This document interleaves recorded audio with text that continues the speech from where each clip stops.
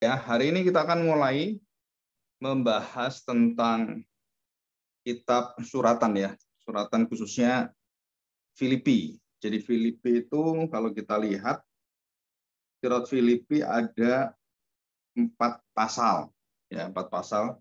Nah, biasanya di pengantar perjanjian baru itu kita dapat semua tentang hal-hal yang bersifat tulisan, berapa pasalnya, siapa penulisnya gitu kan. Nah, kalian kan sudah dapat. Kita akan masuk lebih dalam yaitu di dalam teologi biblika yang berpusat kepada surat itu ditulis kepada siapa, untuk siapa, dan isinya apa. Dan motivasi Paulus itu apa, dalam pergumulannya semuanya. Dan kita bersyukur, kita akan belajar ini ya. Jadi mulai dari awal, jadi Kristus itu pusat dari keutuhan pelayanan Paulus kepada jemaat di Filipi. Ya. Nah, kalau kita mau menuliskan tentang Kristus gitu kan. Nah, kita tuliskan di dalam aplikasi Alkitab kita gitu ya. Untuk yang search itu mencari, kita tuliskan Kristus, maka di situ keluar mulai dari Filipi pasal 1 kira-kira ada lebih daripada mau 10 ayat gitu kan. Filipi pasal yang kedua juga kalau kita lihat itu juga ada lebih daripada 5. Terus pasal 3 juga ada. Terus pasal 4 ada semua. Jadi setiap pasal itu ada nama Kristus dengan bermacam-macam konteks yang ada. Dan kita tahu bahwa itu nggak pernah lepas dari suratan. Dari suratan itu sebenarnya kan sifatnya itu untuk memberitahu apa yang dilakukan oleh jemaat. Dan hati Allah itu bagaimana. Jadi Paulus sebenarnya sangat menyadari kelemahan-kelemahan daripada dirinya sendiri, kelemahan daripada jemaat, dan semuanya itu dalam satu naungan yang dia meminta supaya jemaat itu harus berjalan setia dalam panggilan Tuhan dan kesepadanan, keteladanan dengan Kristus. Nah, ini yang kita akan bahas gitu ya.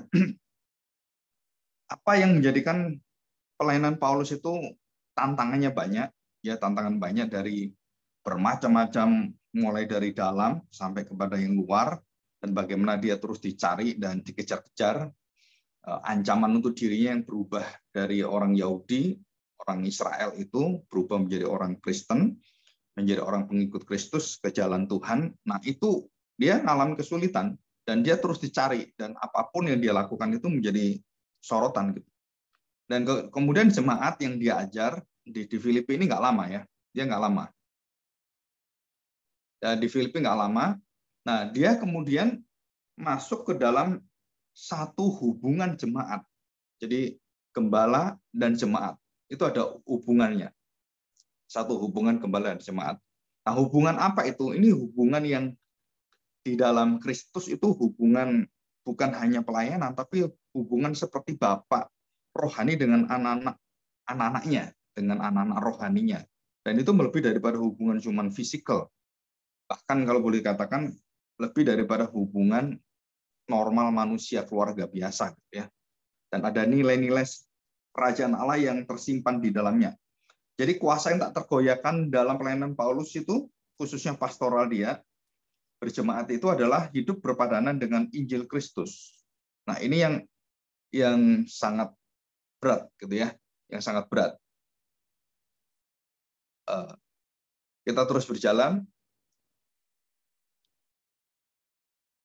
Nah, kita akan melihat berpadanan dengan Injil Kristus itu dalam perjalanannya itu mengalami satu tantangan yang berat sekali ya dalam hidup Paulus itu. Nah, tujuan tulisan-tulisan Paulus itu sebenarnya apa?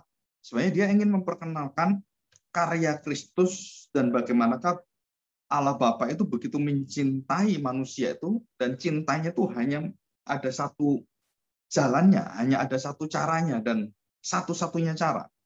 Mereka harus mengenal Kristus, mereka harus meneladani Kristus dan hidup seperti Kristus dalam segala kelemahan mereka, dan dijamin oleh firman Tuhan, oleh janji Tuhan bahwa orang-orang yang di dalam Kristus, artinya orang-orang yang memuliakan, mengagungkan, dan meninggikan Kristus di atas segala kesulitan dan kesesakan hidup jemaat, mereka tetap setia, bahkan sampai mengalami penderitaan, karena itu masa-masa kesulitan yang luar biasa, sampai mengalami penderitaan bersama dengan Kristus, maka itu dikatakan itulah kekuatan dan puncak sukacita iman Kristen, dan tidak ada hati yang mau melepaskan diri dari Kristusnya, dari keagungan Kristusnya. Mereka malah bersukacita. Jadi bisa menderita itu karena Kristus, mereka malah mengalami sukacita. Dan Paulus katakan dia di penjara di Filipi juga sama. Di penjara di Filipi itu dia mengatakan bahwa dia di penjara karena Kristus. Ya. Nah, kita akan melihat ini semua. Nah, kita akan melihat pada Filipi pasal pertama. Filipi pasal pertama. Ya. Filipi pasal pertama, ayat 1. Demikian bunyi firman Tuhan dari Paulus dan Timotius, hamba-hamba Kristus Yesus. Ya, hamba-hamba Kristus Yesus. Artinya hamba-hamba itu adalah seorang yang diperintah dan seorang harus taat dan tidak ada mengatakan tidak. Itu hamba. Hamba itu artinya bahwa hidupnya itu menunggu perintah, hidupnya itu mendengarkan suara daripada Tuhan. Jadi berjalan bersama dengan Tuhan. Hamba-hamba Kristus Yesus kepada semua orang kudus dalam Kristus Yesus di Filipi dengan para penilai jemaat dan diaken. Jadi ini sudah bentuk gereja yang home churches, itu bentuk gereja yang sudah utuh, ada penilai jemaat, ada diakennya. Dan ini berulang-ulang kita akan melihat kondisi dari jemaat ini ya. Nah, pasal kedua ini adalah satu dasar yang menjadi kekuatan hubungan Paulus dengan jemaat dan hubungan Paulus dengan Allah sendiri. Jadi apa itu dasarnya? Nah, kasih karunia dan damai sejahtera dari Allah, Bapa kita, dan dari Tuhan Yesus Kristus menyertai kamu. Jadi orang-orang yang bersama dengan Paulus itu bukan disertai oleh kekuatan Paulusnya, bukan disertai oleh para penatua diakennya, tapi mereka disertai oleh hadirat Kristus. Dan dikatakan di sini di dalam Kristus. Dan melalui Kristuslah semua itu dicurahkan dan anugerahnya itu diberikan kepada jemaat. Dan kekuatan untuk hidup dalam kesulitan, pergumulan, dalam penderitaan, dalam kesesakan, dan tantangan-tantangan itu, jemaat itu disertai oleh Tuhan Yesus Kristus. Dan dikatakan jelas ini, dari Tuhan Yesus Kristus yang menyertai kamu. Dan kita akan melihat pada ayat yang ke-6. Ya. Perhatikan baik-baik. Akan hal ini aku yakin sepenuhnya, yaitu ia yang memulai pekerjaan yang baik di antara kamu akan meneruskannya sampai akhirnya pada hari Kristus Yesus. Jadi Paulus bukan hanya melihat apa yang terjadi sekarang, bagaimana engkau disertai Tuhan, tapi itu akan berjalan sampai akhir zaman, sampai pada akhirnya, pada kesudahannya. Jadi jemaat yang ada itu akan dipegang, akan disertai, dan sampai sempurna disempurnakan oleh Kristus Yesus. Jadi pikiran Paulus itu kalau kita lihat cara berpikir Rasul Paulus itu bukan sepenggal-sepenggal dalam pelayanan. Dia memikirkan itu utuh. Dalam suratnya ini dia menjelaskan secara utuh dalam pergumulan, dan surat ini ditulis dalam penjara oleh Paulus karena aku dipenjarakan. Ya, bukan dia menuduh ke bahwa jemaat yang mempersulit dia apa enggak, dia mengatakan aku dipenjara karena Kristus, dan itu sangat jelas sekali. Ya, Filipi pasal 1 ayat 8. Sebab Allah adalah saksiku betapa aku dengan kasih mesra Kristus Yesus merindukan kamu sekalian. Jadi ada satu kerinduan seorang bapak rohani itu ingin bertemu, ingin bersekutu, ingin menyampaikan berita firman Tuhan, ingin mengajar Injil dan hidup bersama-sama dan melihat pertumbuhan iman jemaat yang indah, yang luar biasa. Itu merupakan satu kerinduan yang sangat dalam. Nah, kerinduan itu adalah kerinduan Tuhan sendiri. Kenapa kerinduan Tuhan sendiri? Karena memang Tuhan menginginkan, dan perkataan-perkataan Paulus dalam suratan itu adalah firman Tuhan. Itu adalah hati Tuhan sebenarnya. Jadi bukan pribadinya Paulus, itu Paulus digerakkan dengan kuasa Roh Kudus. Dia masuk di dalam hubungan yang melebihi daripada hubungan biasa. Emosionalnya, pengertiannya, dan hatinya itu sangat dalam sekali. Ya, kita bersyukur. Kita akan melihat pada ayat yang ke-9. Ya, kita lihat pada ayat 9. Dan inilah doaku, semoga kasihmu makin melimpah Perhatikan. Dalam pengetahuan apa? Yang benar. Dan dalam segala macam pengertian. Ayat 10, sehingga kamu dapat memilih apa yang baik supaya kamu suci dan tak bercacat menjelang hari Kristus.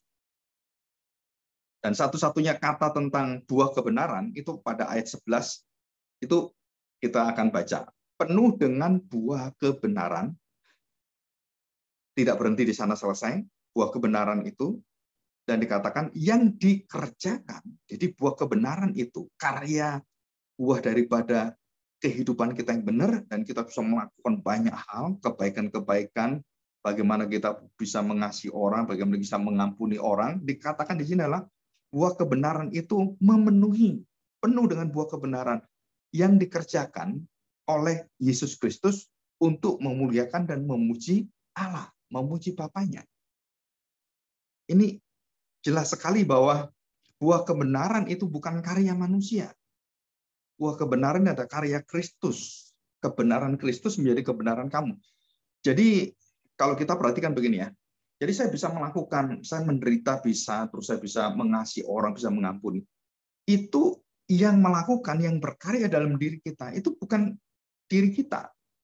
Bukan manusia kita. Manusia kita itu berdosa. Kita maunya melawan, kita maunya membalas, kita maunya, itu keluar semua. Kalian kalau di dalam pergumulan-pergumulan pribadi, jemaat-jemaat Tuhan itu, mereka seringkali gesekan itu, dan bagaimana mereka bisa memancarkan kasih Kristus, bisa mengerti orang lain, bisa punya hati rindu untuk bagaimana orang yang bertumbuh dengan baik, dengan positif, dengan indah, dengan manis, gitu ya, dan enak, sedap didengar, bagaimana caranya itu. Nah, itu berasal dari mana? Berasal dari kekuatan hidup Kristus, milik Kristus. Jadi kita kalau sudah dimiliki Kristus, itu akan timbul semua. Kesabaran kita seperti Kristus, walaupun tidak seperti aslinya yang sempurna itu, tetapi Roh Kudus itu membawa kesempurnaan itu di dalam diri kita, mengalir terus dan menyucikan kita di situ. Dan terus-menerus bukan hanya memenuhi kita pada saat sekarang, tapi dia berjalan terus sampai sempurna, ya. Oke, kita lanjutkan.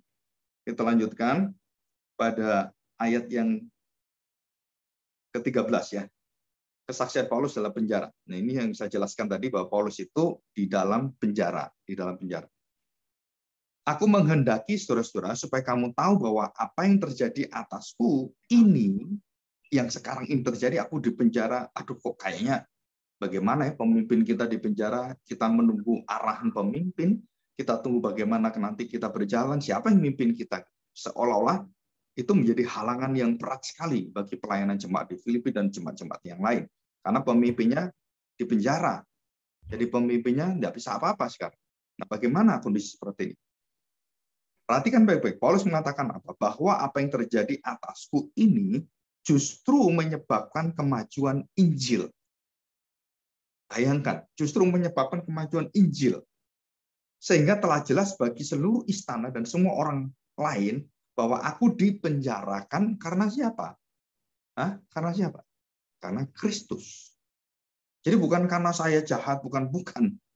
Kamu dibenci dunia karena siapa? Karena dunia membenci aku. Tuhan Yesus mengatakan demikian, karena dunia itu membenci aku. Bukan kamu yang dibenci dunia, bukan. Kamu dibenci karena kamu milikku, karena kamu bersaksi tentang aku. Dan itu ditolak oleh dunia, dan dunia menolak. Kenapa? Karena dunia dikuasai oleh kegelapan. Dunia dikuasai oleh dosa. Dunia dikuasai oleh roh kejahatan. Jadi roh kegelapan itu. Jadi ayat 13 jelas sekali bahwa aku dipenjarakan karena Kristus. Ya, karena Kristus. Nah, kita lanjutkan ayat 14. Ini sangat bagus sekali. Kita kalau pelayanan kita harus baca ayat ini. Kenapa? Dalam kebersamaan kita itu bisa terjadi hal seperti ini, dan ini sangat mungkin sekali dan sangat banyak terjadi. Ayat 14. Dan kebanyakan saudara dalam Tuhan telah beroleh kepercayaan karena pemenjaraanku untuk bertambah berani. Jadi tadi itu kan dia dipenjara karena Kristus, apa karya Kristus dalam diri dia? Dikatakan banyak saudara-saudara di dalam Tuhan itu yang tambah percaya, yang tambah yakin bahwa pelayanan kerajaan Allah itu semakin besar. Karena pembenjaraanku supaya ini kan dikatakan untuk bertambah berani berkata-kata tentang firman Allah dengan tidak takut. Jadi begini, kita bayangkan ya, pemimpin kita di penjara, terus digebukin, dipukulin. Anak buahnya otomatis apa? Ketakutan. Waduh, nggak berani dia. Dan dia semakin ciut hatinya, semakin nggak menampakkan diri. Nah, kebalikan dengan yang terjadi dengan Paulus dengan jemaat yang ada di Filipi dan jemaat yang lain yang di dalam Tuhan itu. Mereka bukan semakin kecil hatinya, mereka bukan semakin melarikan diri, mereka semakin berani loh. Jadi tujuan daripada Paulus di penjara itu adalah menggerakkan juga, kuasa Roh Kudus menggerakkan juga apa? Firman yang diterima oleh mereka itu menguasai mereka. Jadi bukan berpaut kepada satu pribadi yang sudah berhenti di penjara, terus kita kemudian berhenti udah, tunggu pemimpin kita. Nggak bisa. Pelayanan perjalanan misi Paulus memberitakan Injil Kristus Yesus itu tidak berhenti pada dirinya. Ada kuasa. Dia hanya penyampai. Dia hanya seorang nabi. Seorang nabi itu adalah prophet. Jadi prophet itu artinya yang memberitahukan, yang menyatakan kehendak Allah. Jadi tidak bergantung pada dia. Bergantung kepada Tuhan sendiri, bergantung pada kuasa Allah. Dan di sini Paulus melihat waktu dia di penjara, waktu dia mengalami semuanya ini, di situ ada pertumbuhan daripada kekuatan kepercayaan mereka, iman. Ya. Iman mereka bertumbuh dan kemudian apa? Membawa kepada langkah dan keberanian untuk seperti Paulus dan Paulus seperti Kristus. Ini luar biasa. Jadi jemaat itu melihat Paulus seperti itu tidak kecil hati, mereka mendapatkan firman, mereka ingin hidup yang meneladani Paulus. Dan Paulus katakan, teladanilah aku seperti aku meneladani Kristus. Jadi waktu jemaat di Filipi itu berani dan percaya, bukan karena kebaikan keberhasilan, tetapi dianggap sesuatu yang tidak berhasil, karena dipenjara, karena suatu kemalangan, karena suatu, wah ini nggak bisa lagi ini kita melanjutkan pelayanan. Enggak, mereka semakin berani dan semakin menyebarkan kebenaran firman Tuhan. Dan ini beda sekali dengan kondisi kita sekarang ini. Kadang-kadang kita harus malu sekali. Kenapa? Karena kita mengajar, kita nggak bisa pernah membawa orang itu digugah oleh firman Tuhan, dan mereka hidup, kemudian mereka bersaksi dengan orang-orang di sekelilingnya, untuk keluarganya dan semuanya. Nah, itu kuasa dari pelayanan Paulus itu yang hebatnya itu di situ. Jadi bukan berpusat pada dirinya, tapi dia tahu jelas bahwa jemaat itu harus berpusat kepada Kristus sendiri. Jemaat itu harus memiliki Kristus sendiri, bukan memiliki Paulus, tetapi memiliki Roh Kristus di dalam dirinya yang akan membawa semua karakter dan kehidupan karya Kristus itu hidup dan dijalankan, ditaati, dituruti di situ. Ya. Dan kita bersyukur ini bisa terjalin dengan sangat indah. Kita melihat sekarang ya, ayat yang ke-15. Perhatikan ayat 15 ya. Mereka ini memberitakan Kristus karena kasih. Sebab mereka tahu. Ayat 15. Ada orang yang memberitakan Kristus karena dengki. Termasuk macam-macam ya, emosi macam-macam bisa. Dan perselisihan. Dan satu perselisihan. Wah, itu di dalam gereja itu banyak sekali seperti itu. Ada orang yang memberitakan Kristus karena dengki dan perselisihan, tetapi ada pula yang memberitakannya dengan maksud yang baik. Saya bertemu dengan beberapa orang yang pernah pelayanan gitu ya, dan selalu kalau dia mengatakan, aduh, ini kalau kita terus seperti ini, buat apa?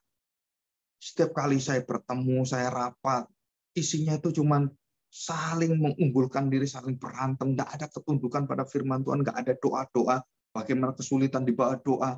Aduh, ini sulit sekali katanya. Jadi mereka merasakan satu hati yang sangat baik, tetapi yang mereka lihat ada perselisihan, dengki, iri hati, dan ada di sana. Tapi orang-orang baik ini yang penuh dengan kelemah lembutan itu, yang tanda petik mungkin seolah-olah mereka itu mengalah gitu ya, seolah-olah mereka itu kalah dalam banyak hal karena mungkin kedudukannya, karena jabatannya, atau karena yang lain. Nah, mereka merasakan bahwa ini saya nggak bisa apa-apa ini.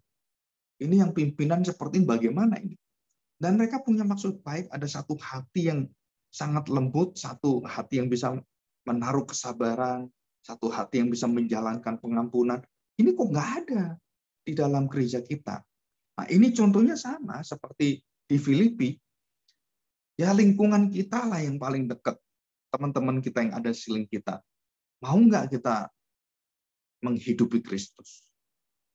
Kita bisa melihat, berempati, dan banyak hal yang kita melihat. Jadi jangan mendahulukan kamu, tapi coba lihat sekelilingmu. Dahulukan kepentingan-kepentingan bukan pribadimu, tetapi orang-orang lain. Dan kamu kalau mendahulukan itu, kamu sedang menabur satu sukacita, satu kekuatan, satu kasih Kristus yang tidak bisa dikalahkan dan tidak bisa dihapus oleh kegelapan. Jadi kasih yang kita jalankan itu yang kita taati. Itu terukir terus sampai kita bertemu dengan Tuhan. Dan kita akan diberitahu oleh Tuhan Yesus, kamu hambaku yang setia. Dan itu satu kalimat yang akhir zaman itu akan membawa kita dalam sukacita yang besar. Ya.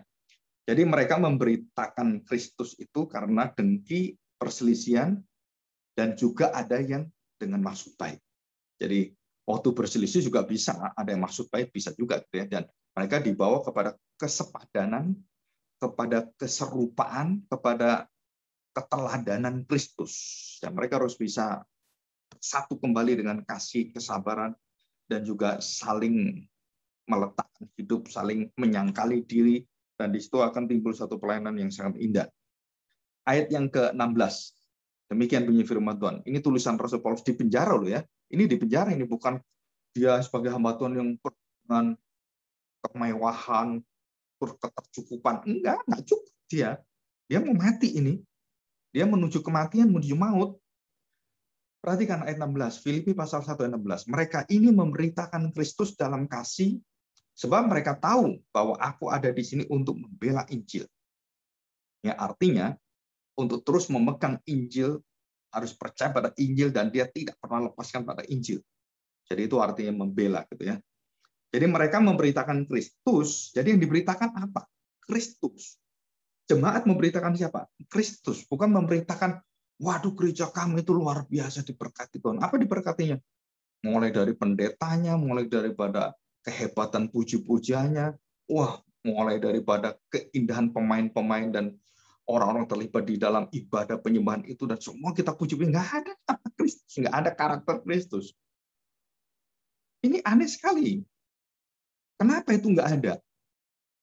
Kalau ada masalah-masalah gitu kan selalu mereka menonjolkan kekuatan jabatannya, kekuatan relasinya, kolusinya, dan semuanya. Itu bukan di dalam Kristus. Mereka harus memulai dengan apa? Dengan firman Kristus. Dengan hati Kristus, dengan perasaan Kristus, dengan pikiran Kristus. Mereka harus takluk, mereka harus tunduk kepada kekuatan ini. Baru kamu akan mengeluarkan apa? Buah kebenaran. Bahwa kamu adalah murid-murid Kristus, adalah budak-budak Kristus, hamba-hamba Kristus. Baru terjadi, baru bisa dijadikan alat untuk menyatakan kasih Allah dalam hidup kita, dan kita menjadi agen damai sejahtera, agen pengampunan, dan semua hal yang ada dalam Kristus itu menyalur dan mengalir dalam diri kita. Saya ulang ya, mereka ini memberitakan Kristus karena kasih, sebab mereka tahu bahwa aku ada di sini, di penjara, untuk membela Injil. Karena Kristus untuk apa? Membela Injil, membela tanda petik berita-berita dari Kristus sendiri. Dan dia dipenjara kenapa? Karena dia menyampaikan kebenaran. Dia menyampaikan berita yang sukacita kepada dunia. Dunia menolak, memenjarakan dia. Jadi kegelapan itu tidak tahan. Akhirnya terang itu ditutup, dipenjara, dan cara macam-macam. Disiksa, dibuang, dan tidak diakui sebagai anak. Kalau kamu orang yang bukan Kristen dari agama lain, jadi Kristen, kamu mengalami ini semuanya.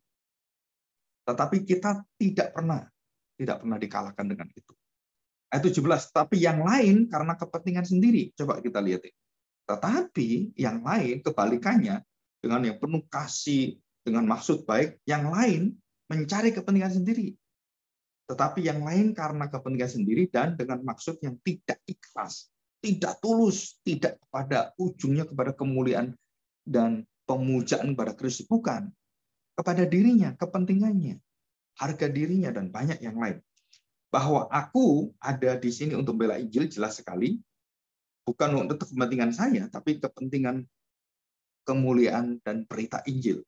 Ya, di sini jelas. Sangkanya dengan demikian orang-orang itu mereka memperberat bebanku dalam penjara. Jadi Paulus itu begitu berat bebannya. Kenapa? Karena mereka hidup berjemaat untuk mengandalkan kepentingan sendiri, untuk mencari keuntungan, untuk mencari istilahnya orang relasi-relasi yang berkaitan dengan apa? Dengan dirinya. Bahkan di dalam gereja banyak orang itu yang punya bisnis, itu mencari teman bisnis di gereja. Kenapa? Bagus juga sebenarnya satu sisi. Kenapa? Karena di gereja orang-orang jujur, orang-orang baik, orang tulus. Dan kalau saya salah, mereka bisa ngampuni saya. Kalau saya utang ke mereka, mereka bisa ya ngerti saya gitu. Jadi dianggap di gereja itu orang penuh kasih, penuh dengan sabar gitu. Tapi lupa bahwa di gereja itu ada keadilan. Yang ditegakkan dalam gereja ada disiplin. Dan orang-orang yang seperti Himeus, Alexander tukang tembaga dan lain-lain itu diminta Paulus suruh dikeluarkan, jangan berkomunikasi dengan mereka. Dikatakan ekskomunikasi. Jadi disiplin. Udah, kamu jangan anggap orang seperti ini. Jangan berhubungan lagi dengan dia. Anggaplah dia mati. Sampai seperti itu Paulus. Ya. Jadi beban itu berat sekali.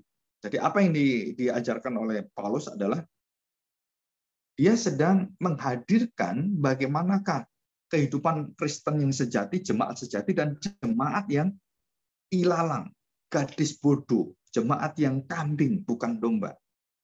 Dan Paulus memberikan satu pengetahuannya di dalam Kristus, kamu akan tahu mana yang ilalang, mana yang gandum. Mana yang sungguh-sungguh maksud baik dengan kasih, dan mana yang dengan maksud dengan diri sendiri, dengki, iri hati, dan semuanya. Jadi orang-orang di dalam persekutuan, baik persekutuan orang percaya secara umum atau dalam rumah Tuhan, bait Allah, dan dalam gereja, kalau terus-menerus terjadi satu pertentangan, satu perlawanan, dan yang apalagi yang dilawan adalah firman Tuhan, yang dilawan orang setia dalam kebenaran, wah itu sukacitanya orang-orang yang ada di sana itu bisa turun semua, nggak bisa. Tetapi kalau mereka bersama-sama tunduk pada firman Tuhan, bukan kepada hamba Tuhannya, kepada kebenaran-kebenaran itu, maka di situ buah kebenarannya itu semakin indah. Jadi ada dua. Jadi jemaat begini, kalau dia taat, itu akan membawa ke dalam satu dampak perjalanan pelayanan dan perjalanan dalam kehidupan bersama dengan Tuhan itu, dipimpin Tuhan itu akan menghasilkan karya yang sangat indah. Sebaliknya, kalau mereka sulit sekali dalam arti masa ujian itu, maka yang diperbaiki Tuhan adalah iman mereka, kesadaran mereka, dan mereka harus bertobat. Yang benar nggak perlu bertobat. Kenapa? Karena sudah memberitakan kebenaran. Dan Paulus tidak pernah mengatakan, maaf ya, saya memberitakan ini kebenaran. Nggak ada. Nggak boleh malah. Kalau kita benar itu jangan meminta maaf. Banyak orang katakan, udahlah untuk kebaikan, ya minta maaf lah. Walaupun dia salah kamu, ya kamu ngalah lah. Oh itu nggak benar itu. Kenapa nggak benar? Karena kebenaran harus ditegakkan, kebenaran harus dinyatakan. Baru kalau kita bisa mengerti orang lain, oh ya sudah aku bisa mengampuni kamu. Kenapa? Seperti Kristus. Karena kamu tidak tahu apa yang kamu perbuat. Bisa nggak? Bisa. Tapi bukan berarti yang gelap itu terang, yang terang jadi gelap. Oh bukan. Tidak boleh gelap jadi terang, terang jadi gelap. Karena nggak mungkin itu terjadi. Ya. Jadi kalau ada gelap, terang datang, ya gelap pasti kalah. Nggak mungkin. Sebaliknya kalau ada terang, gelap datang, tetap gelap yang kalah. Karena gelap nggak bisa menggelapkan yang terang. Terang bisa menerangi yang gelap. Dan itu rumus iman Kristen dalam firman Tuhan itu udah mutlak, nggak bisa diganggu kuat. Terang dan gelap nggak bisa bersatu, nggak mungkin bersatu. Ya. Oke, ayat 18. Tetapi tidak mengapa. Ya, Paulus ini hatinya besar sekali. Sebab bagaimanapun juga Kristus diberitakan baik dengan maksud yang palsu. Jadi orang yang bertengkar itu tidak ada maksud baik, tidak ada kasihnya, tidak ada penyangkalan dirinya, tidak ada memikul salibnya, maunya menang sendiri seperti itu. Itu dikatakan apa oleh Paulus? dengan maksud yang palsu. Jadi mereka tuh bukan menyatakan hidup Kristus, mereka menyatakan anti Kristus, palsu, anti dia, melawan. Dan dikatakan dengan jujur, baik dengan maksud palsu maupun dengan jujur. Dan ini kebalikannya. Tentang hal itu aku bersukacita dan aku akan tetap bersukacita. Jadi perhatikan baik-baik. Sukacita Paulus itu bukan karena begitu banyaknya perkelahian, terus kemudian iri hati, dengki, maksud yang palsu, terus dia kemudian hatinya, aduh Tuhan, sudah saya nyerah. Enggak.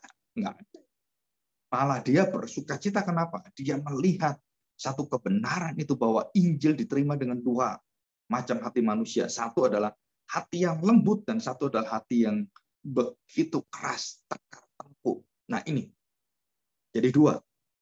Dalam Yohanes pasal 3:16, itu sangat jelas sekali. Dikatakan apa? Bahwa orang-orang yang percaya kepada dia mendapatkan hidup yang kekal. Karena barang siapa percaya kepada anak, mendapatkan hidup yang kekal. Tetapi yang tidak percaya mendapat apa? Kebinasaan. Nah, nanti kita akan bahas ini di dalam teologi sistematika, mungkin minggu depan, tentang surga dan neraka. Dan bukan hanya soal tempat, bukan. Itu adalah soal status, kondisi, state. State itu satu keberadaan sebenarnya. Jadi semua penggambaran surga dan neraka itu penggambaran. Nanti aslinya, itu lebih daripada apa yang digambarkan. Karena itu, ya karena keterbatasan kita ya. Kita sulit sekali membayangkan hal-hal rohani. Maka surga neraka digambarkan dengan bermacam-macam gambaran. Jadi contohnya neraka itu kan seperti api gitu kan, dan kemudian masuk dalam lubang yang gelap. Kalau api kan terang, lubang gelap itu kan gelap. Jadi itu ada metafor, satu nggak bisa dibuat disisikan dan disejajarkan. Ini kenapa? Ini lubang gelap kok ini api yang menyala-nyala terang? Bagaimana? Nggak seperti itu. Tapi itu gambaran-gambaran. Ya, kita akan menuju ke sana. Kita lanjutkan. Kita perhatikan baik-baik. Nah, ini satu kerinduan gereja di mana saya melayani, itu adalah yearning years sekarang. Selama 2 tahun ini. Nggak tahu apakah akan berlanjut tahun ketiga. Karena kita melihat jemaat harus merindukan apa yang dirindukan Tuhan. Jemaat harus mau apa yang mau dimaui Tuhan. Jemaat harus menerima apa yang diterima Tuhan. Bukan yang diterima dunia, bukan yang diterima saya karena pikiran saya bisa menerima. Karena saya senang, karena saya bisa. Bukan. Apa yang diterima oleh Tuhan. Apa yang sejajar dan sejalan dengan firman Tuhan. Apa yang dikehendaki yang berkenan pada Tuhan. Dan semua bukan berasal dari kita. Semua karena kita mempelajari pengetahuan kebenaran firman Tuhan. Kita mau belajar dari ucapan-ucapan Yesus Kristus. Kita setia kepada Dia. Dan walaupun kita sulit melakukannya, kita tetap memandang Dia sebagai sau kita, sebagai anchor. Jadi kekuatan seperti kapal itu harus ada jangkarnya yang tidak bisa dikoyakkan. Seperti itu. Ya, di sini kita akan lanjutkan. Tetapi tidak mengapa, sebab bagaimanapun juga Kristus diberitakan baik dengan maksud palsu maupun dengan jujur.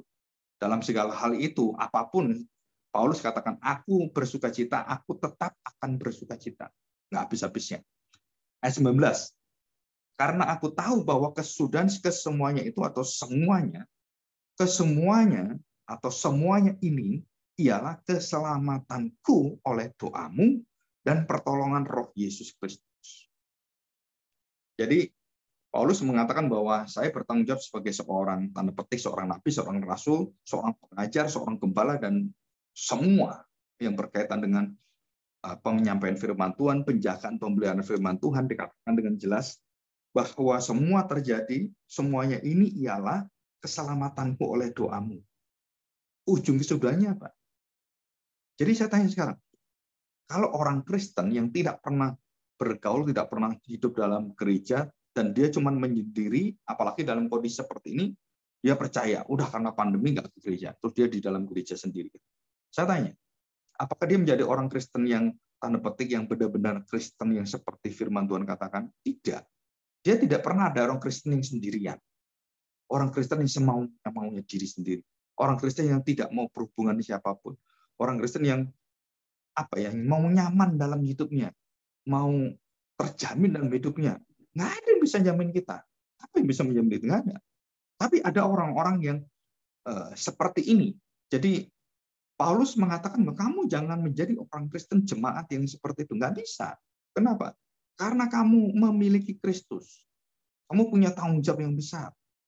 Memberitakan kasih Allah, memberitakan pengampunan Dia, supaya manusia berdosa bertobat. Dan itu mengalir dalam hidup kita sehari-hari, dalam ucapan tingkah laku kita semuanya. Dan ini merupakan satu tanda kekristenan sejati. Itu apa? Disiplin gereja. Jadi disiplin gereja itu tanda kekristenan sejati. Maksudnya apa? Bahwa orang-orang Kristen itu harus terlibat di dalam pergaulan, pergumulan bersama dalam tubuh Kristus. Dan membutuhkan satu sama lain. Jadi mata membutuhkan kaki, kaki membutuhkan mata. Mulut membutuhkan telinga, telinga membutuhkan mulut. Nggak bisa manusia cuma punya telinga doang, nggak punya mulut. Cuma denger doang, nggak bisa ngomong, nggak bisa. Atau punya mulut, nggak punya telinga. Nggak bisa. Jadi telinga dan mulut itu adalah satu kesatuan, saling melengkapi di sana. Dan Paulus jelas sekali dalam 1 Korintus itu dia menjelaskan ini semua fungsi-fungsi. Tetapi yang utama, yang paling menakjubkan adalah yang paling lemah, yang kita anggap paling lemah, itu yang harus diperhatikan. Jadi dalam tataran sosial iman Kristen dan orang-orang percaya gereja Tuhan, itu yang paling lemah, artinya bukan karena dosa hal-hal yang bersifat kedegilan hati, bukan ya, tapi karena kondisi dan semuanya. Nah, gereja harus memperhatikan orang seperti ini. Bahkan Tuhan Yesus mengatakan pada akhir zaman, Tuhan mengatakan, aku telanjang, di mana kamu? Aku di penjara, di mana kamu? Coba perhatikan Paulus di penjara. Siapa yang mengunjungi? Orang-orang percaya. Jadi yang dikunjungi siapa? Ini rasul yang dikunjungi. Yang dipelihara siapa? Mereka memelihara, memberi makan Paulus, membawakan apa semua. Paulus di penjara nggak bisa apa-apa dia. Dan dia membutuhkan dukungan-dukungan itu untuk menyatakan apa? Begitu indahnya pokok keselamatan dalam diri kita. Dan inilah perjalanan pastoral Paulus yang luar biasa. Ya, oke, kita akan lanjutkan. Kita lanjutkan ke dalam pasal yang pasal 2 ya. Kita lihat pasal 1 dulu, pasal 1 ayat 20. Coba kita lihat 20. Ya. Pasal 1. Sebab sangat kurindukan dan kuharapkan ialah bahwa aku dalam segala hal tidak akan beroleh malu. Ya, malu itu bukan malu seperti perasaan kita malu, bukan. Dia malu itu artinya dia diyakinkan. Roma pasal 1 ayat berapa itu, yang pasal 1 waktu Martin Luther itu bertobat, dia melihat dan membaca ayat ini 15 dan 16. Bukan hanya 2 ayat gitu atau 3 ayat, bukan. Itu seluruhnya dia baca berulang-ulang. Tapi pada saat itu dia membaca bahwa kekuatan Allah adalah tidak malu mengakui tentang Kristus. Dan disitulah Martin Luther itu dibukakan kebenaran bahwa baru dia sadar bahwa kegiatan saya berdoa, saya berlutut, saya dalam kondisi yang betul-betul ingin berpuasa semua. Nggak bisa ini. Nggak bisa meyakinkan saya. Waduh, saya harus memegang dengan tidak malu. Artinya apa? Memegang dengan setia, dengan berani, dengan segala sesuatu yang saya percaya dan saya tidak malu mengakuinya. Nah, itu artinya begitu. Jadi di sini katakan tidak akan beroleh malu. Melainkan seperti sedia kala, demikian pun sekarang Kristus yang nyata, Kristus yang bisa kamu lihat, yang bisa nampak dalam hidup saya, dimuliakan di dalam tubuhku, baik oleh hidupku maupun oleh matiku. Ya. Inilah seorang hamba yang sudah lengkap, sudah mengalami satu kepenuhan Kristus. Jadi dia bukan hanya memikir waktu hidupnya saja, bahkan matiku pun itu memberitakan Kristus. Itu menyatakan kekuatan Injil Tuhan. Jadi orang-orang kalau kita lihat di penjara, jemaat semakin berani. Paulus mati, Petrus mati, aduh sudah habislah kita. Enggak. Tapi dunia itu membunuh orang-orang yang ujung-ujung seperti itu. Ayo kita kejar, bunuh, dibakar, terus dipenggal kepalanya, digantung, disalib, digergaji, ada semua. Apakah itu selesai? Enggak, jemaat itu semakin bangkit, semakin berani, semakin beriman, semakin tulus, dan semua ini penuh dengan kasih Tuhan dan pengorbanan. Ayat 21 ya, ini ayat sebenarnya banyak orang katakan ayat emas. Tapi di Alkitab itu nggak ada yang emas, ya. Nggak ada ayat emas, ini ayat kemudian kayu gitu, nggak ada. Oh ini ayat intan gitu, nggak ada. Oh ini ayat berlian, nggak ada. Ya, tetapi ini adalah yang sering dikutip gitu ya, karena mewakili satu pemikiran bagaimanakah orang yang ditransformasi oleh Kristus. Ayat 21, karena bagiku hidup adalah Kristus dan mati adalah keuntungan. Tetapi jika aku harus hidup di dunia, jika aku di dunia ini, itu berarti bagiku bekerja memberi buah. Jadi mana yang harus kupilih? Aku tidak tahu, karena Paulus tidak bisa menentukan mati dan hidupnya dia. Semua ditentukan oleh Tuhan. Jadi karena bagiku hidup adalah Kristus dan mati adalah keuntungan, jadi mau hidup mau mati, sama, nggak ada bedanya. Jadi orang Kristen sejati itu nggak takut mati, nggak takut hidup. Tapi ada orang takut setengah mati, setengah hidup, gitu kan? Tapi ini nggak, mati dan hidup sama, nilainya sama. Karena Kristus yang ada dalam diri kita nggak pernah takut dengan kematian karena sudah dikalahkan Tuhan, dan kita akan dibangkitkan dengan hidup yang penuh dengan penderitaan yang sudah ditanggung oleh Tuhan dalam perjalanan salib, dan semua penderitaan dan segala kutukan ditimpakan pada dia, dan kita tidak akan kena hal itu, dan kita terlepas terbebas dari segala kutukan. Bila kita beriman pada Kristus, secara otomatis kutukan itu berhenti, selesai. Karena nama Kristus lebih tinggi daripada nama siapapun. Dan roh yang di dalam kita, Roh Kudus itu lebih besar daripada roh siapapun. Dan tidak bisa dikalahkan. Jadi kan kita dimeteraikan oleh darah Yesus, dan kita didiami oleh Roh Kudus. Jadi dua kekuatan ini itu nggak mungkin dikalahkan oleh setan. Jadi secara prinsipnya orang Kristen itu tidak bisa dirasuki setan. Prinsipnya kenapa? Nggak mungkin setan merasuki kamu, itu ada Roh Kudus. Bagaimana setan bisa menaklukkan Roh Kudus? Oh, nggak mungkin. Bagaimana setan bisa menghapus darah Yesus? Nggak bisa, nggak mungkin. Ya, kita harus tahu ini perbedaan-perbedaan ini. Ya, kita lihat ini, Paulus dalam ayat 22 diminta memilih bagiannya. Jadi yang diberitakan Paulus di sini dalam teologianya adalah kesetiaan Paulus, kesetiaan jemaat, itu adalah kesetiaan yang berasal daripada kesetiaan Kristus. Jadi kristologi, Christ center di dalam pikiran Paulus itu sudah menyatu, dan semua perkataan dia dalam suratan dia itu selalu berkaitan dengan bagaimana hidup Kristus menghidupi saya, bagaimana hidup Kristus menghidupi jemaat, menghidupi kamu, menghidupi setiap pribadi, pelepas pribadi dalam setiap jemaat itu. Itu tujuan yang sangat indah. Walaupun terjadi satu pertengkaran, satu perselisihan, ada yang kemudian keluar daripada rumah Tuhan, ya itu nggak bisa dihindari. Tapi orang-orang setia itu pasti akan bersatu terkait dengan perjanjian Tuhan. Dan di situ kita akan bersatu di dalam kesatuan yang tidak bisa dipisahkan oleh siapapun. Ya. Kita lanjutkan ayat 23 ya. Perhatikan ada perkataan didesak. Jadi artinya begini, kayak didesak itu kayak didorong dengan kuat gitu ya. Kayak harus kamu lakukan ini. Jadi ada satu tenaga yang mendorong dia, satu kekuatan atau keadaan yang terus membuat dia tuh harus memilih akhirnya, desakan-desakan itu ya.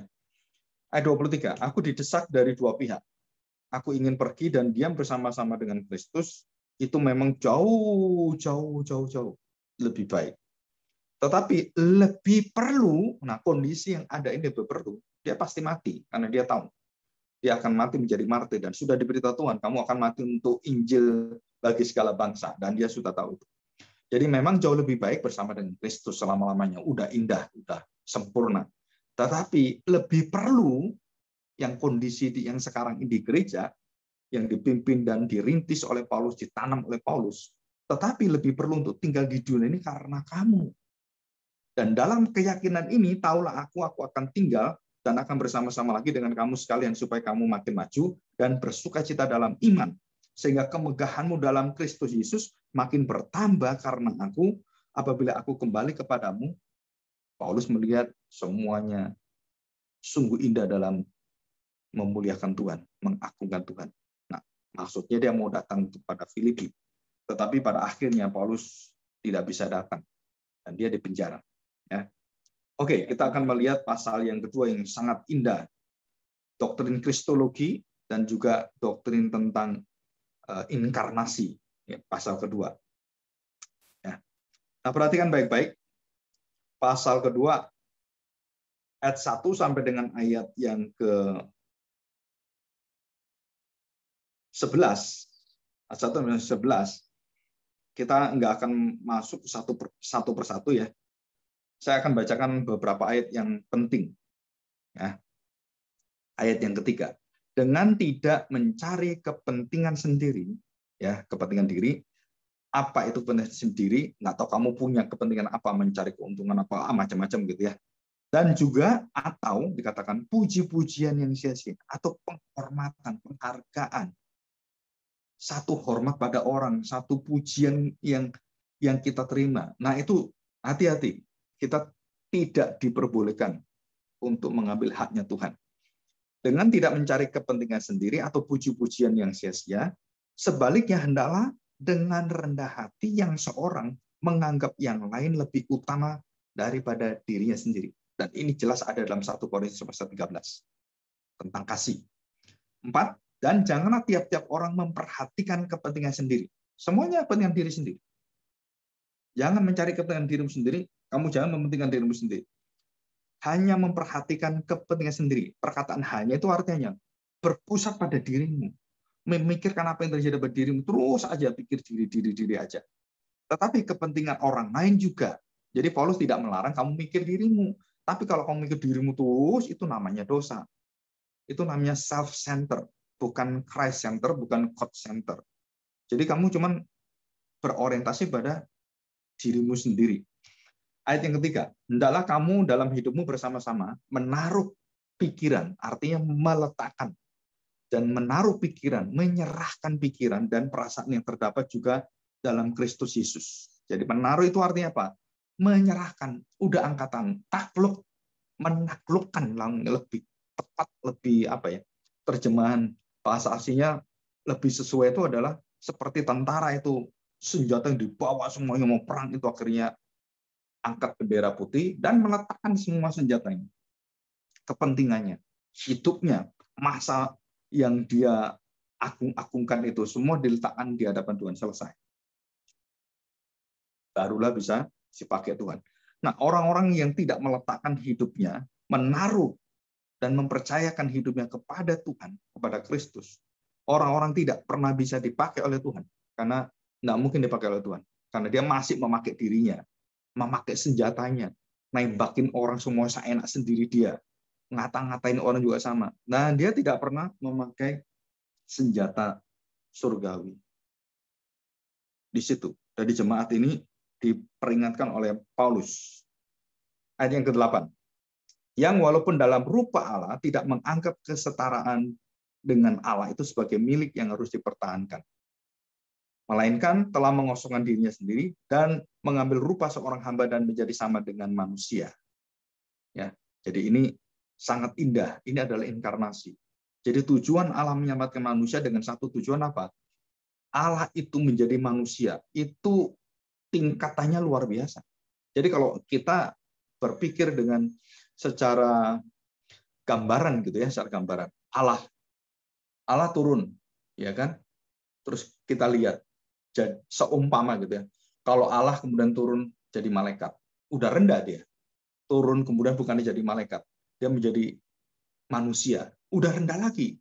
Oh, dia jadi manusia yang hina, rendah lagi, manusia yang betul-betul dibuang oleh orang-orang dan bukan manusia biasa, tapi manusia yang meletakkan dirinya yang paling berdosa, yang paling dikutuki, yang paling mendapatkan apa ini semacam tuduhan-tuduhan dan kecaman-kecaman dan pengkhianatan-pengkhianatan, dan Yesus diletakkan di bawah segala manusia yang paling bawah. Jadi inkarnasi itu adalah bukan kita melihat bahwa Allah meletakkan diri untuk dihina sampai ke bawah, bukan. Tapi Allah meletakkan dirinya untuk membawa untuk mengangkat kita, untuk menyatakan betapa dalamnya dosa kita, untuk menyatakan bahwa kalau bukan Allah menjadi manusia, nggak ada orang bisa masuk dan bisa mengangkat serta memperbarui dan mengganti hidupmu. Nggak ada. Dan disinilah jalan yang paling indah, adalah jalan satu-satunya, mengosongkan diri, menghampakan diri, dan mengambil rupa seorang hamba dan menjadi sama dengan manusia. Dan manusia bukan manusia biasa, manusia yang dikutuki, manusia menerima dosa. Dan bukan hanya satu dua dosa, dosa seluruh umat manusia yang percaya kepada dia. Nah, ini harus jelas. Yang tidak percaya pada dia, dosanya tidak diampuni. Dosanya tidak kemudian diubahkan oleh Tuhan. Enggak, yang diubahkan adalah orang-orang yang dipilih oleh Tuhan, yang dipanggil. Dan orang tertentu, tidak semua. Kita akan menjadi universalism, mengajarkan bahwa keselamatan terjadi untuk semua orang jahat pun selamat. Enggak ada di dalam Alkitab. Itu orang-orang yang dipilih Tuhan, yang dipanggil Tuhan, orang yang hidup sepadan dengan Tuhan, yang memiliki Kristus, hidupnya seperti Kristus yang dituliskan oleh Rasul Paulus. Ya. Nah, perhatikan kalimat yang ke-8. Dan dalam keadaan sebagai manusia, ia telah merendahkan dirinya. Siapa ini? Yesus. Yesus siapa? Manusia yang adalah Allah. Allah yang menjadi manusia. Bahkan mati, dikatakan bahkan mati, sampai di kayu salib. Ini posisi yang sungguh-sungguh paling hina dari seluruh hidup dan strata manusia. Dan penderitaan yang paling dalam itu hanya Kristus. Dan itu disebut sebagai, sebenarnya adalah, itulah neraka. Kamu masuk neraka, kamu akan mengalami seperti yang Kristus alami, dan kamu tidak ditolong.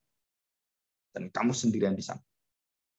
Tapi Kristus bisa mengalahkan itu, karena dia bukan dirinya berdosa, tapi kan dia menanggung dosa. Sedangkan kamulah berdosa, dan waktu kamu di neraka, kamu mati selama-lamanya. Tidak bisa. Nah, kecuali kita memiliki darah Kristus. Dimeteraikan oleh darah Kristus. Dan kita akan dibangkitkan. Ya. Ayat 12 dan 13 ini tolong diingat. Nah, ini ada satu tugas dari saya. Ya, tugas.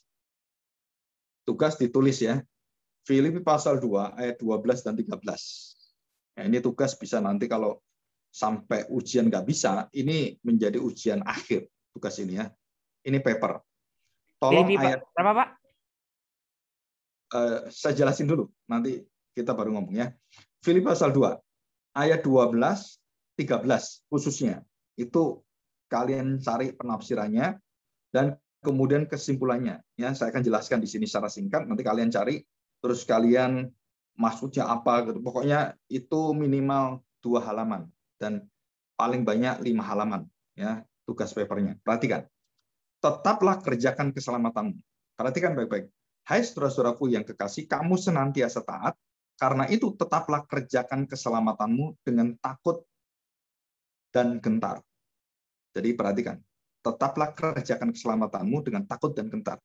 Bukan saja seperti waktu aku masih hadir, tetapi terlebih pula sekarang waktu aku tidak hadir. Jadi bukan karena kamu itu mengerjakan karena ada polisinya, ada gembalanya, nggak ada gembala atau nggak ada polisi, tetap kamu kerjakan dan hatimu bukan melihat kepada hal seperti ini, tetapi kebenaran dan Kristus yang maha hadir itu melihat engkau dalam segala hidupmu. Ya, jadi orang bertanya pada saya, Pak, dengan ayat ini berarti keselamatan itu bisa hilang. Keselamatan itu hanya karena kita lakukan baru menunjukkan kita selamat. Keselamatan itu harus dikerjakan oleh kita. Bukan hanya Tuhan memberikan anugerah, tapi kita kerjakan dan bagian kita ada. Menentukan kalau saya nggak kerjakan, saya nggak selamat. Ya, kalau ayat ini jelas dan beberapa kali dan mungkin lebih dari ketemu orang berapa puluh kali, saya seringkali ditanya ayat ini untuk mengcounter Efesus pasal 2 ayat 8 dan 10. Coba kita lihat ya, Efesus 2 pasal 8. Nah, ini untuk melawankan ayat ini memakai Filipi pasal 2 itu. Sebab karena kasih karunia kamu diselamatkan oleh iman. Ya. Itu bukan hasil usahamu. Loh, ini kan saya kerjakan, kan usaha saya. Dikatakan itu bukan hasil usahamu, tetapi pemberian Allah, anugerah Allah. Itu bukan hasil pekerjaan, jangan ada orang yang membanggakan diri. Karena kita ini buatan Allah, diciptakan dalam Kristus Yesus untuk melakukan pekerjaan baik yang dipersiapkan Allah sebelumnya. Ia mau supaya kita hidup di dalamnya. Ya, kita kembali Filipi pasal yang kedua. Ayat yang ke-12. Mendukung nggak? Sangat mendukung. Enggak, berbeda. Sangat berlawanan. Lu ini melakukan, ini suruh kerjakan. Ayo lakukan. Keselamatanmu terus dikerjakan. Harus kamu lakukan. Dengan perbuatan-perbuatanmu yang baik dan semuanya. Nah, karena apa? Karena ayat 13 tidak dibaca. Ayat 13 nggak dibaca. Yang bisa kamu lakukan apa? Saya ini udah mati rohani, bagaimana saya bisa melakukan? Loh, kalau saya bisa melakukan, siapa yang memampukan kamu melakukan? Jadi hasil usahamu apa? Dari saya tanpa Tuhan.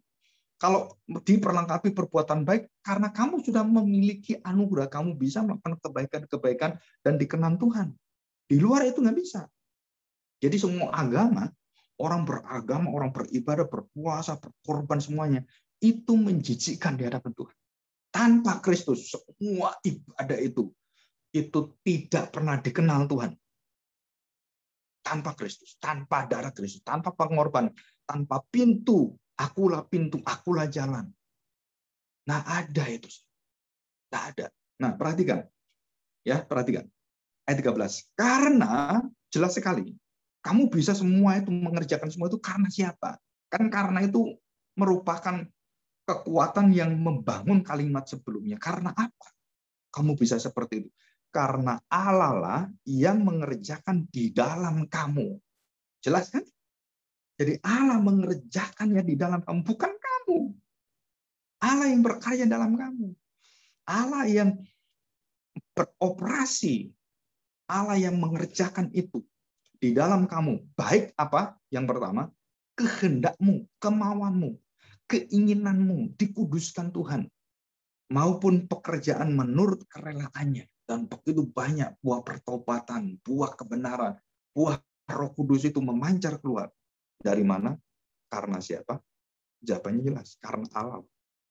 Jadi kalian harus bisa membuktikan dalam tugas itu adalah kalian harus dengan hatimu sendiri, kalian harus tahu keselamatan ini anugerah Tuhan atau bukan.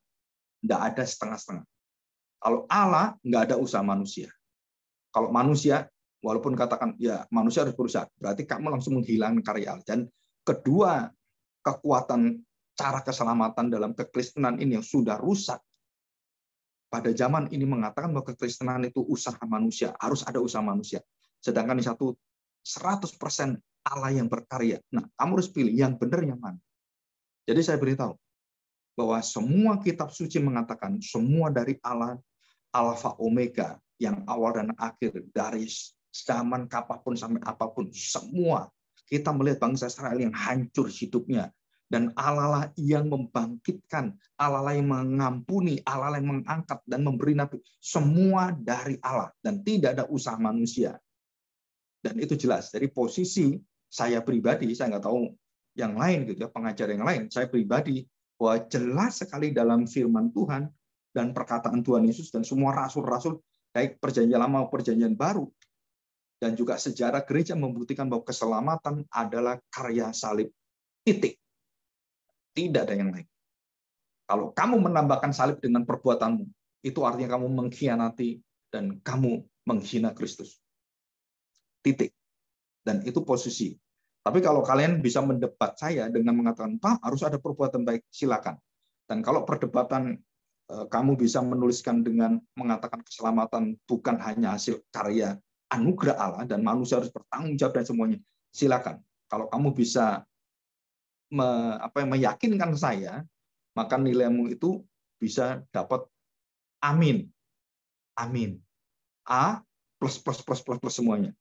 Kalau bisa, tapi saya beritahu supaya kalian nggak melakukan usaha sia-sia, nggak akan bisa. Ya, nggak akan bisa. Nggak ada di Alkitabnya seperti itu. Ya, oke. Nah, hari ini kita berhenti di sini. Kita akan beristirahat sampai jam berapa ini? Bentar ya.